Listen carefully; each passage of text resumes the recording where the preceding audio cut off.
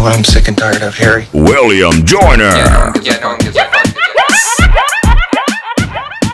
The usual, sir. I have some opinions on what's going on in America, but this lady she says it better, so let's just listen together. It takes a lot of physical and psychological abuse to get an intelligent species like ours to agree to its own extinction. We live in a hyper-controlled matrix where our perception of reality is meticulously planned